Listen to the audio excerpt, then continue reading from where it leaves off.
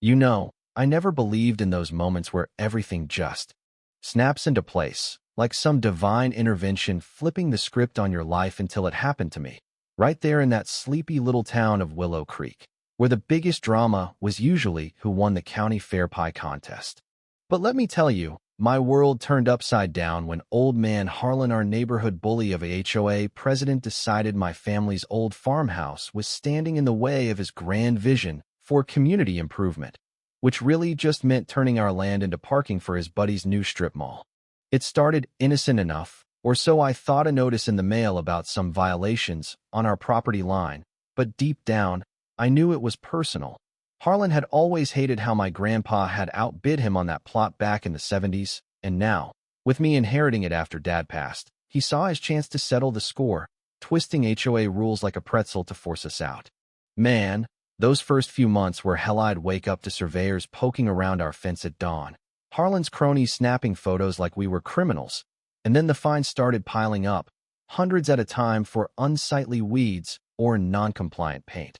Even though our house had stood there proud for generations. I'd argue with him at those monthly meetings, heart-pounding, saying things like, "Harlan, this ain't about rules, it's about you grinding an axe from decades ago, and you're dragging my family through the mud for it." He'd just smirk, leaning back in his cheap folding chair, replying with that oily voice, "Son, rules are rules. If you can't keep up, maybe Willow Creek ain't the place for you anymore." And the room would go quiet, folks shifting uncomfortably because everyone knew he pulled strings with the town council, his brother-in-law being the mayor and all. My wife, Sarah, she'd hold my hand under the table, whispering, "Don't let him get to you. Jake will figure this out." But inside, I was crumbling. The stress was eating me alive. Sleepless nights wondering if we'd lose the only home our kids had ever known, all because of one man's petty grudge over land that wasn't even his to covet.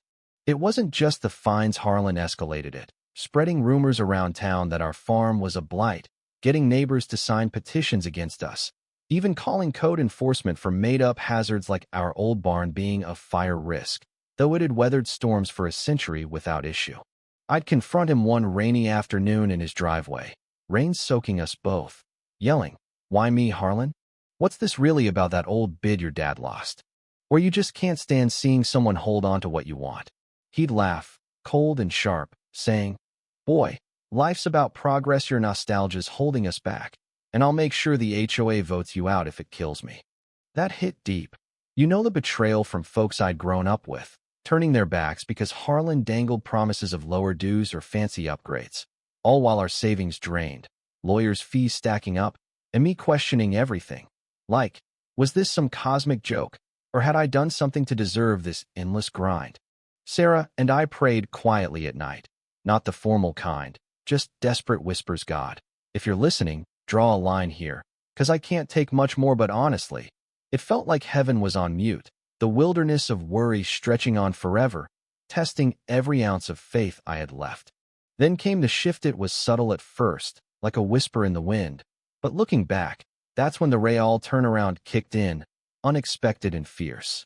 One evening, after another brutal HOA meeting where Harlan paraded his evidence against us, faked photos of our yard looking trashed, I stumbled upon this old Bible in the attic, dusty from Grandpa's days, and flipped it open randomly to Exodus, reading about those Israelites slaving away for centuries until God finally said, "Enough," drawing that line in the sand and flipping Pharaoh's world overnight.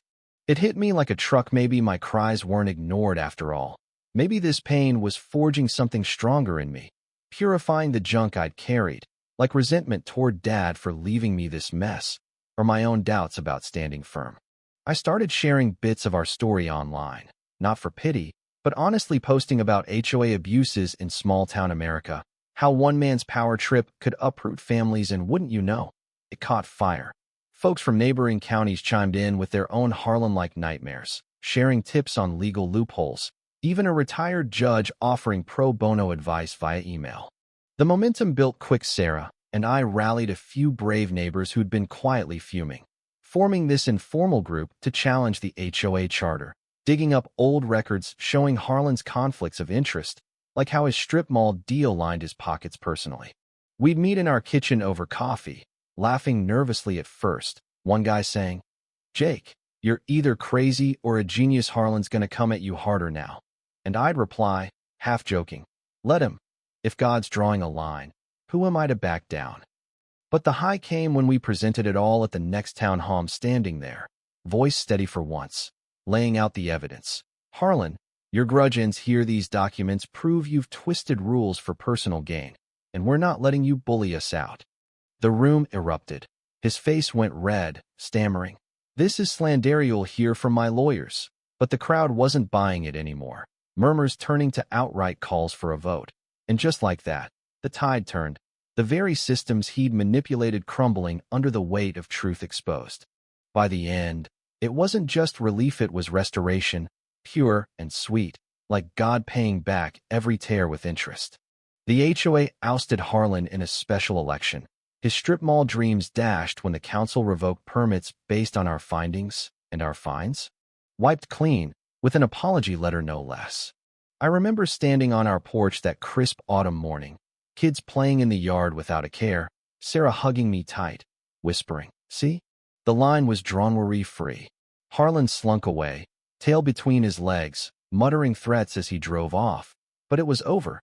The generational grip of that old feud snapped, our farm secure, and me, transformed, stronger, wiser, with a faith that wasn't just words, but lived fire. We even turned part of the land into a community garden, inviting those same neighbors over, healing rifts one shared harvest at a time. But here's the thing that still nags at me: is justice served? Or did we just trade one power play for another? Harlan lost everything, sure, but in a small town like Willow Creek, grudges linger. Some folks whisper we went too far, exposing his dirt publicly, while others say he had it coming for years of manipulation. It makes you wonder about community. Where's the line between standing up and becoming the bully yourself? Or is true justice always messy, leaving scars on both sides? I'd love to hear what you think down in the comments. Was I right to fight back that way? Or should I have let it go? Share your stories of neighborhood dramas or HOA headaches. Maybe you've got a take on forgiveness versus accountability that could spark some real talk. Hit that like if this resonated. Subscribe for more real-life tales. And let's keep the conversation going. Who knows? Your comment might help someone drawing their own line right now.